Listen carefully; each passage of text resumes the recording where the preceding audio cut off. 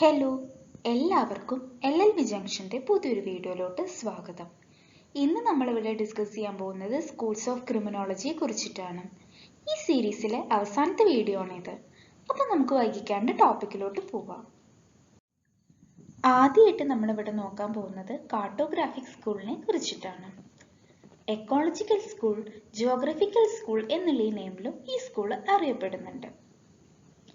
ഈ സ്കൂൾ പറയുന്നത് എന്താണെന്ന് വെച്ചാൽ, ഒരു മനുഷ്യന്റെ സ്വഭാവത്തിനെ നല്ല രീതിയിൽ തന്നെ അയാൾ താമസിക്കുന്ന സ്ഥലത്തെ ക്ലൈമറ്റ് അല്ലെങ്കിൽ ടോപ്പോഗ്രഫി അഫക്റ്റ് ചെയ്യുന്നുണ്ട് എന്നുള്ളതാണ്. സോ ആദ്യമായിട്ട് ഒരു മനുഷ്യന്റെ ഉള്ളിലുള്ള ക്രിമിനാലിറ്റിയും അതുപോലെ തന്നെ അയാൾ താമസിക്കുന്ന ഫിസിക്കൽ എൻവയോൺമെന്റും തമ്മിൽ വല്ല ബന്ധമുണ്ടോ, ഉണ്ടെങ്കിൽ തന്നെ അത് എങ്ങനെയുള്ള ബന്ധമാണ് എന്നുള്ളതിനെയൊക്കെ കുറിച്ച് പഠിച്ചിട്ടുള്ള ആദ്യത്തെ സ്കൂളായിട്ട് നമുക്ക് ഈ കാർട്ടോഗ്രാഫിക് സ്കൂൾ ഓഫ് ക്രിമിനോളജിയെ കണക്കാക്കാവുന്നതാണ്. സോ ഈ സ്കൂൾ പറയുന്നത് എന്താണെന്ന് വെച്ചാൽ, ഒരു മനുഷ്യന് അനുകൂലമല്ലാത്ത സാഹചര്യത്തിലാണ് അയാൾ കൂടുതലായിട്ടും ക്രിമിനാലിറ്റി കാണിക്കുന്നത് എന്നുള്ളതാണ്. അതായത് ഒരു മനുഷ്യൻ അല്ലെങ്കിൽ ഒരു വ്യക്തി താമസിക്കുന്ന സൊസൈറ്റി അല്ലെങ്കിൽ അവിടുത്തെ കണ്ടീഷൻ അയാൾക്ക് എപ്പോഴാണ് അൺഫേവറബിൾ ആയിട്ട് തീരുന്നത്, ആ സമയത്താണ് അയാളുടെ ഉള്ളിലുള്ള ക്രിമിനാലിറ്റി പുറത്തോട്ട് വരുന്നത് എന്നുള്ളതാണ്. അതുപോലെ തന്നെ ഈ സ്കൂൾ പറയുന്നത് എന്താണെന്ന് വെച്ചാൽ, ഒരു മനുഷ്യന് അനുകൂലമല്ലാത്ത സാഹചര്യത്തിലാണ് അയാൾ കൂടുതലായിട്ടും ക്രിമിനാലിറ്റി കാണിക്കുന്നത് അല്ലെങ്കിൽ ക്രൈം കമ്മിറ്റ് ചെയ്യുന്നതും, അതുപോലെ തന്നെ അനുകൂലമുള്ള സാഹചര്യത്തിൽ, അതായത് ആ പേഴ്സണ് അനുകൂലമായിട്ടുള്ള സാഹചര്യത്തിലും സന്ദർഭത്തിലും അയാൾ കുറവ് ക്രൈമാണ് കമ്മിറ്റ് ചെയ്യുന്നത്. ചുരുക്കി പറയുകയാണെന്നുണ്ടെങ്കിൽ, അൺഫേവറബിൾ കണ്ടീഷൻസിലാണ് ഫേവറബിൾ കണ്ടീഷൻസിനെക്കാട്ടിലും കൂടുതലായിട്ട് ഒരു വ്യക്തി ക്രൈം കമ്മിറ്റ് ചെയ്യുന്നത് എന്നുള്ളതാണ്. പിന്നെ അതുപോലെ തന്നെ കൂടുതൽ പോപ്പുലേഷൻ അല്ലെങ്കിൽ കൂടുതൽ ഡെൻസിറ്റി ഉള്ള പ്ലേസിലായിരിക്കും കൂടുതലായിട്ട് ക്രൈം നടക്കുന്നത്. അതുപോലെ കുറവ് പോപ്പുലേഷൻ ഉള്ള ഏരിയയിൽ കുറവ് ക്രൈംസ് ആയിരിക്കും കമ്മിറ്റ് ചെയ്യുന്നുണ്ടാവുക. പിന്നെ പറയുന്നത് എന്താണെന്ന് വെച്ചാൽ, the crime against person is more in summer. Summer സീസണിലാണ് വ്യക്തികൾക്കെതിരെയുള്ള ക്രൈം കൂടുതലായിട്ട് നടക്കുക. അതുപോലെ തന്നെ വിന്റർ സീസണിലാണ് സ്ഥലം അല്ലെങ്കിൽ പ്രോപ്പർട്ടിക്കെതിരായിട്ടുള്ള ക്രൈംസ് കൂടുതലായിട്ട് നടക്കുന്നത് എന്നുള്ളതാണ്. സോ ഈ സ്കൂൾ ചുരുക്കി പറയുന്നത് എന്താണെന്ന് വെച്ചാൽ, ഒരു മനുഷ്യന്റെ ഉള്ളിലുള്ള ക്രിമിനാലിറ്റിയും അയാൾ താമസിക്കുന്ന സ്ഥലത്തുള്ള വെതർ, ക്ലൈമറ്റ് അല്ലെങ്കിൽ ടോപ്പോഗ്രഫിയും തമ്മിൽ നല്ലൊരു റിലേഷൻ ഉണ്ട് എന്നുള്ളതാണ്. ഫേവറബിൾ കണ്ടീഷൻസിനെക്കാട്ടിലും അൺഫേവറബിൾ കണ്ടീഷൻസിലാണ് ഒരു വ്യക്തി കൂടുതലായിട്ട് ക്രൈം കമ്മിറ്റ് ചെയ്യുക. അതുപോലെ തന്നെ വിന്റർ സീസണിലാണ് കൂടുതലായിട്ടും പ്രോപ്പർട്ടിക്കെതിരായിട്ടുള്ള ക്രൈം നടക്കുക. സമ്മർ സീസണിലാണ് പേഴ്സൺസിനെതിരായിട്ടുള്ള ക്രൈം കൂടുതലായിട്ട് നടക്കുക. അതുപോലെ തന്നെ കൂടുതൽ പോപ്പുലേഷൻ ഉള്ള ഏരിയയിൽ കൂടുതൽ ക്രൈം നടക്കുകയും കുറവ് പോപ്പുലേഷൻ ഉള്ള ഏരിയയിൽ കുറവ് ക്രൈമാണ് നടക്കുക എന്നുള്ളതും പറയുന്നുണ്ട് ഇവിടെ. ഇനി നമ്മളിവിടെ നോക്കാൻ പോകുന്നത് സൈക്കോളജിക്കൽ സ്കൂളിനെ കുറിച്ചിട്ടാണ്. സൈക്കോളജിക്കൽ തിയറി പ്രപ്പോസ് ചെയ്തിട്ടുള്ളത് ഫെറിയാണ്. അദ്ദേഹം പറഞ്ഞിട്ടുള്ളത് എന്താണെന്ന് വെച്ചാൽ, ഒരു മനുഷ്യന്റെ ചിന്താ പ്രക്രിയയിൽ ഉണ്ടാവുന്ന വ്യത്യാസം മൂലമാണ് ആ വ്യക്തിക്ക് ക്രിമിനൽ ബിഹേവിയർ ഉണ്ടാവുന്നത് എന്നുള്ളതാണ്. Psychologists say that it is the person's feeling that dictate their action, so such a problem can lead to commit crime. പല സൈക്കോളജിസ്റ്റുകളും പറയുന്നത് എന്താണെന്ന് വെച്ചാൽ, ഒരു മനുഷ്യന്റെ ചിന്തയാണ് ലേറ്റർ ഓൺ അവരുടെ പ്രവൃത്തിയായിട്ട് മാറുന്നത്. സോ ഇതുകൊണ്ട് തന്നെ അവർ ചിന്തിക്കുന്നത് ക്രിമിനലി ആണ് എന്നുണ്ടെങ്കിൽ അവർ ക്രൈം കമ്മിറ്റ് ചെയ്യാൻ ഇതൊക്കെ ഇടയാക്കും. The person commits a crime because he is psychologically unfit. ഒരു പേഴ്സൺ ഒരു ക്രൈം കമ്മിറ്റ് ചെയ്യുന്നുണ്ടെങ്കിൽ അവർക്ക് സൈക്കോളജിക്കലി എന്തെങ്കിലും ഒരു പ്രശ്നം കാണും. സോ സൈക്കോളജിക്കലി എന്തെങ്കിലും ഒരു മനുഷ്യന് പ്രശ്നമായിട്ടുണ്ട് എന്നുണ്ടെങ്കിലാണ് അവർ ക്രൈം കമ്മിറ്റ് ചെയ്യുന്നത് എന്നാണ് ഈ ഒരു സ്കൂള് പറയുന്നത്. അതുപോലെ തന്നെ ഈ ഒരു സ്കൂള് ക്രിമിനൽസിനെ 4 ഹെഡ്സ് ആയിട്ടാണ് ക്ലാസിഫൈ ചെയ്തിട്ടുള്ളത്. Insane criminals, habitual criminals, occasional criminals and passionate criminals. ഇതിലെ ഇൻസെയിൻ ക്രിമിനൽസ് എന്ന് പറഞ്ഞാൽ അവർക്ക് മെന്റലി എന്തെങ്കിലും അബ്നോർമാലിറ്റി ഉണ്ടായിരിക്കും, അതല്ലെങ്കിൽ എന്തെങ്കിലും ഒരു മെന്റൽ ഡിസോർഡർ ഉണ്ടായിരിക്കും. ഈ ഒരു മാനസിക അസുഖം മൂലമായിരിക്കും ഈ ഹെഡ്സിൽ ഉൾപ്പെട്ടിട്ടുള്ള പേഴ്സൺസ് എന്തെങ്കിലും രീതിയിലുള്ള ക്രൈം കമ്മിറ്റ് ചെയ്യുന്നത്. രണ്ടാമതായിട്ട് ഹാബിച്വൽ ക്രിമിനൽസ്. ഹാബിച്വൽ ക്രിമിനൽസ് എന്ന് പറഞ്ഞാൽ അവർ ഒന്നോ രണ്ടോ വട്ടം ഒന്നും അല്ല ഈ ക്രൈം കമ്മിറ്റ് ചെയ്യുന്നത്. നേരെ മറിച്ച് അവരത് കണ്ടിന്യൂസ് ആയിട്ട് പ്രാക്ടീസ് ചെയ്ത് വരുന്ന ഒരു കാര്യമാണ്. നമ്മൾ പറയില്ലേ, നമ്മളത് ചെയ്തുകൊണ്ടേയിരിക്കുകയാണ്. അവരുടെ സ്വഭാവത്തിൽ പറഞ്ഞിട്ടുള്ള ഒരു കാര്യമാണ് ഈ ക്രൈം കമ്മിറ്റ് ചെയ്യുക എന്നുള്ളത്. സോ അവരത് കമ്മിറ്റ് ചെയ്തുകൊണ്ടേയിരിക്കും. അങ്ങനെയുള്ള ക്രിമിനൽസിനെയാണ് ഹാബിച്വൽ ക്രിമിനൽസ് എന്നുള്ളതുകൊണ്ട് ഉദ്ദേശിക്കുന്നത്. ഇതിൻ്റെ ഒരു എക്സാമ്പിളാണ് ക്ലെപ്റ്റോമാനിയ എന്ന് പറയുന്നത്.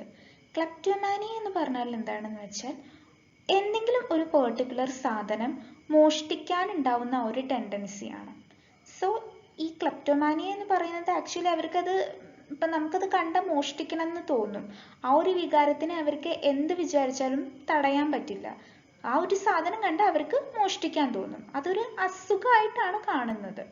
സോ ഹാബിച്വൽ ക്രിമിനൽസിന് ഒരു എക്സാമ്പിൾ പറയുകയാണെന്നുണ്ടെങ്കിൽ ക്ലെപ്റ്റോമാനിയ എന്ന് നമുക്ക് പറയാം. അടുത്ത ഹെഡ് എന്ന് പറയുന്നത് ഒക്കേഷണൽ ക്രിമിനൽസ് ആണ്. ഇവരെന്ന് പറഞ്ഞു വെച്ചാൽ ഏതെങ്കിലും ഒരു പെർട്ടിക്കുലർ ഒക്കേഷനിൽ മാത്രമാണ് ഇവർ ക്രൈം കമ്മിറ്റ് ചെയ്യുള്ളൂ. എല്ലായ്പ്പോഴും ഒന്നും ഇവർ ക്രൈം കമ്മിറ്റ് ചെയ്തോളണം എന്നില്ല. ഇതിനൊരു എക്സാമ്പിൾ പറയുകയാണെന്നുണ്ടെങ്കിൽ പ്രൈവറ്റ് ഡിഫെൻസ് അല്ലെങ്കിൽ സെൽഫ് ഡിഫെൻസ്. നമ്മൾ നമ്മുടെ സ്വയം രക്ഷയ്ക്ക് വേണ്ടിയിട്ട് മാത്രമാണ് ഈ ഒരു ഡിഫെൻസ് എടുക്കുന്നത് അല്ലെങ്കിൽ ആ ഒരു ക്രൈം കമ്മിറ്റ് ചെയ്യുന്നത്. അതായത് നമ്മുടെ ബോഡിക്കോ അല്ലെങ്കിൽ പ്രോപ്പർട്ടിക്കോ എന്തെങ്കിലും രീതിയിലുള്ള ഹാം വരും എന്നുള്ളൊരു പേടി തോന്നുമ്പോൾ അല്ലെങ്കിൽ ഹാം വരുന്നത് പ്രിവെൻറ്റ് ചെയ്യാൻ വേണ്ടിയിട്ടാണ് ഇവിടെ ഡിഫെൻസ് എടുക്കുന്നത്. അല്ലാത്ത പക്ഷം ഇങ്ങനത്തെ ആൾക്കാർ ചെയ്യില്ല. സോ ഏതെങ്കിലും ഒരു പെർട്ടിക്കുലർ ഒക്കേഷനിൽ മാത്രം ക്രൈം കമ്മിറ്റ് ചെയ്യുന്ന ആൾക്കാർ. ലാസ്റ്റ് ഹെഡ് എന്ന് പറയുന്നത് പാഷനേറ്റ് ക്രിമിനൽസ് ആണ്. സോ ഇവർക്ക് എന്ന് പറയുന്നത് ക്രൈം എന്ന് പറയുന്നത് ഒരു പാഷനാണ്. സോ അതിൻ്റെ ഭാഗമായിട്ട് അവർ ക്രൈം കമ്മിറ്റ് ചെയ്തുകൊണ്ടേയിരിക്കും. ഇപ്പോൾ എന്തെങ്കിലും ഒരു സാധനം അതായത് പൊസഷനിൽ വെക്കുക, അതായത് ഒരു സാധനം കണ്ട എത്രയും പെട്ടെന്ന് അത് എൻ്റെ കൈവശമാക്കണം എന്നുള്ള ആ ഒരു ടെൻഡൻസി. സോ ഇതുമൂലമൊക്കെ ഒരാൾ ക്രൈം കമ്മിറ്റ് ചെയ്യും. ഇവരെയാണ് നമ്മൾ പാഷനേറ്റ് ക്രിമിനൽസ് എന്നുള്ളതുകൊണ്ട് ഉദ്ദേശിക്കുന്നത്. ഇനി നമ്മളിവിടെ നോക്കാൻ പോകുന്നത് സൈക്കോ അനലിറ്റിക്കൽ സ്കൂളിനെ കുറിച്ചിട്ടാണ്. സിഗ്മണ്ട് ഫ്രൂഡ് ആണ് ഈ ഒരു പെർട്ടിക്കുലർ സ്കൂളിൻ്റെ വക്താവ് എന്ന് പറയുന്നത്. ഈ ഒരു സൈക്കോ അനലിറ്റിക്കൽ തിയറി പ്രൊപ്പൗണ്ട് ചെയ്തിട്ടുള്ളത് ഈ സിഗ്മണ്ട് ഫ്രൂഡ് ആണ്. സോ അദ്ദേഹം ഹ്യൂമൻ പേഴ്സണാലിറ്റിയെ 3 ഹെഡായിട്ടാണ് ക്ലാസിഫൈ ചെയ്തിട്ടുള്ളത്: id, ego and super ego. ആദ്യം നമുക്ക് ഇഡിനെ പറ്റിയിട്ട് നോക്കാം. Only part that is present at birth. ഒരാളുടെ ജനന സമയത്ത് പ്രസന്റ് ആയിട്ടിരിക്കുന്ന ഒരേ ഒരു ഭാഗം എന്ന് പറയുന്നത് ഈ ഇഡാണ്. It is the basic urges. It operates according to pleasure principle, seeking the pleasure, avoiding pain, immediate satisfaction of wishes. So ഇവിടെ പറഞ്ഞിട്ടുള്ളത് എന്താണെന്ന് വെച്ചാൽ ഒരു മനുഷ്യൻ്റെ ബേസിക് ആയിട്ടുള്ള അർജസ്, നമ്മൾ അത്യാവശ്യമാണ് ഇതെനിക്ക് ഇപ്പോൾ വേണം എന്ന് തോന്നുന്ന കുറേ കാര്യങ്ങളുണ്ടാവും. അതിനെയൊക്കെയാണ് നമ്മൾ ഈ ഇഡ് എന്നുള്ളതുകൊണ്ട് ഉദ്ദേശിക്കുന്നത്. സോ നമ്മൾ ഈ ഒരു ലെവലിൽ എന്ത് ചെയ്യും, എന്ത് ചെയ്തിട്ടാണെന്നുണ്ടെങ്കിലും ഈ ഒരു പെർട്ടിക്കുലർ കാര്യം നമ്മൾ സാറ്റിസ്ഫൈ ചെയ്യാൻ നോക്കും.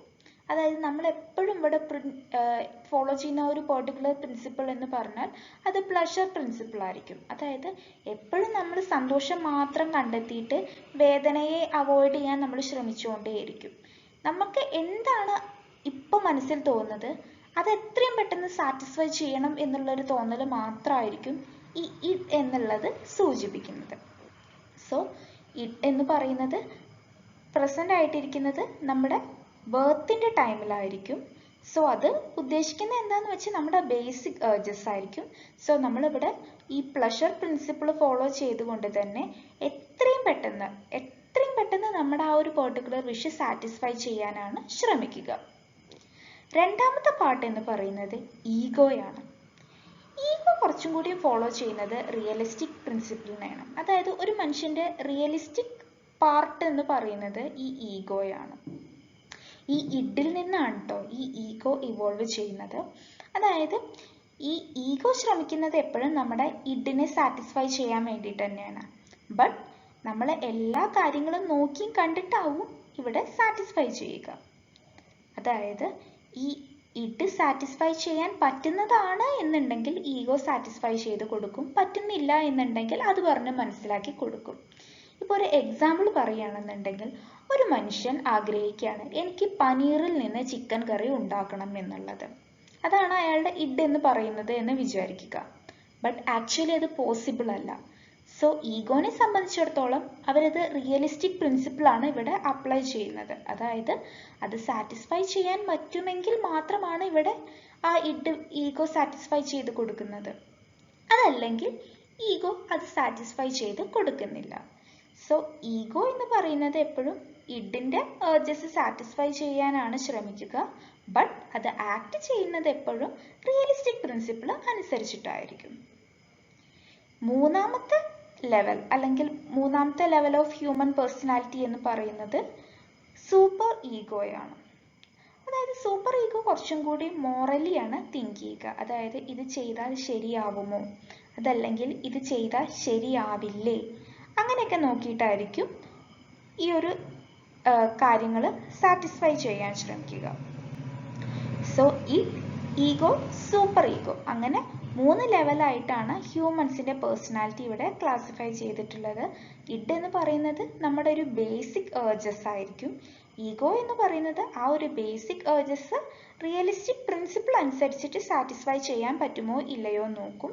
മൂന്നാമതായിട്ട് സൂപ്പർ ഈഗോ എന്ന് പറയുന്നത് ഒരു മനുഷ്യന്റെ മോറൽ കോൺഷ്യസ്നെസ് ആണ്. Freud believe that healthy people had a proper balance in ego and super ego. So Freud വിശ്വസിച്ചിരുന്ന ഒരു കാര്യം എന്താണെന്ന് വെച്ചാൽ, ഒരു പെർഫെക്റ്റ് പേഴ്സൺ എന്ന് പറയുമ്പോൾ അവർ അവരുടെ ഇഡിനെയും ഈഗോയെയും സൂപ്പർ ഈഗോയെയും ഒരേപോലെ ബാലൻസ് ചെയ്ത് കൊണ്ടുവന്നവരായിരിക്കും എന്നുള്ളതാണ്. Freud did not directly use his research and theories to explain how a person is led to commit a crime, but the application of his theories has been adapted by psychologists and psychoanalysts to understand the connection between the unconscious mind and criminalistic tendencies and actions.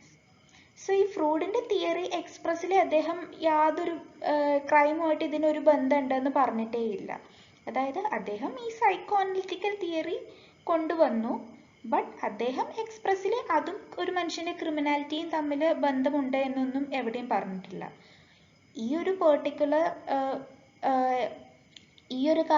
Particular theory ക്രിമിനാലിറ്റിയുമായിട്ടുള്ള ബന്ധം later on സ്ഥാപിച്ചെടുത്തിട്ടുള്ളത്, അതല്ലെങ്കിൽ ഇത് രണ്ടും connect ചെയ്തെടുത്തിട്ടുള്ളത് സൈക്കോളജിസ്റ്റുകളും അതുപോലെ psycho അനലിസ്റ്റുകളും ആയിരുന്നു. അവസാനമായിട്ട് നമ്മളിവിടെ നോക്കാൻ പോകുന്നത് റാഡിക്കൽ സ്കൂളിനെ കുറിച്ചിട്ടാണ്. ഈ റാഡിക്കൽ ക്രിമിനോളജി പറയുന്നത് എന്താണെന്ന് വെച്ചാൽ, നമ്മുടെ കറണ്ട് ക്രിമിനൽ ജസ്റ്റിസ് സിസ്റ്റം എപ്പോഴും റൂളിംഗ് ക്ലാസ്സിന് ഫേവറബിൾ ആയിട്ടാണ് പ്രവർത്തിക്കുന്നത്. ബാക്കിയുള്ള ആൾക്കാരെയൊക്കെ നമ്മുടെ ഈ justice system, criminal justice system അടിച്ചമർത്താനാണ് ശ്രമിക്കുന്നത് എന്നുള്ളതാണ്. അതായത് 2 ക്ലാസ്സിനെയും ഇന്നീക്വൽ ആയിട്ടാണ് ഇവിടെ ട്രീറ്റ് ചെയ്യുന്നത് എന്നാണ് ഈ റാഡിക്കൽ സ്കൂള് പറയുന്നത്. എപ്പോഴും ബാക്കിയുള്ള ആൾക്കാരെ, അതായത് സൊസൈറ്റിയിലുള്ള മൈനോറിറ്റീസിനെ ഇവർ ഒപ്രസ് ചെയ്യാനാണ് ശ്രമിക്കുന്നത്. അതുപോലെ റൂളിംഗ് പീപ്പിൾസിനെ മാത്രമാണ് ഇവിടെ പ്രൊട്ടക്റ്റ് ചെയ്യാൻ ശ്രമിക്കുന്നത് എന്നുള്ളതാണ്. സോ ഈ റാഡിക്കൽ ക്രിമിനോളജിയുടെ വ്യൂ പ്രകാരം ക്രൈം കുറയ്ക്കണം എന്നുണ്ടെങ്കിൽ നമ്മൾ ഇവിടുത്തെ ഈ ക്യാപിറ്റൽ സിസ്റ്റം കളഞ്ഞിട്ട് സോഷ്യൽ സിസ്റ്റം എസ്റ്റാബ്ലിഷ് ചെയ്യണം. എന്നാൽ മാത്രമാണ് ഈ റൂളിംഗ് ക്ലാസ്സും അതുപോലെ തന്നെ എക്കണോമിക് ക്ലാസ്സും തമ്മിലുള്ള കോൺഫ്ലിക്റ്റ് ഒക്കെ എലിമിനേറ്റ് ചെയ്യാൻ പറ്റുകയുള്ളൂ എന്നുള്ളതാണ്.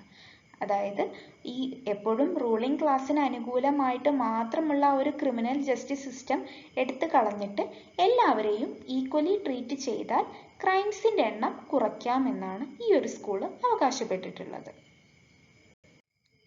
അപ്പോൾ സ്കൂൾസ് ഓഫ് ക്രിമിനോളജി സീരീസ് ഇതോടെ അവസാനിക്കുകയാണ്. ഇന്നത്തെ ഈ വീഡിയോ നിങ്ങൾക്ക് എഫക്റ്റീവായി തോന്നിയെങ്കിൽ വീഡിയോ ലൈക്ക് ചെയ്യാനും ഷെയർ ചെയ്യാനും മറക്കരുത്.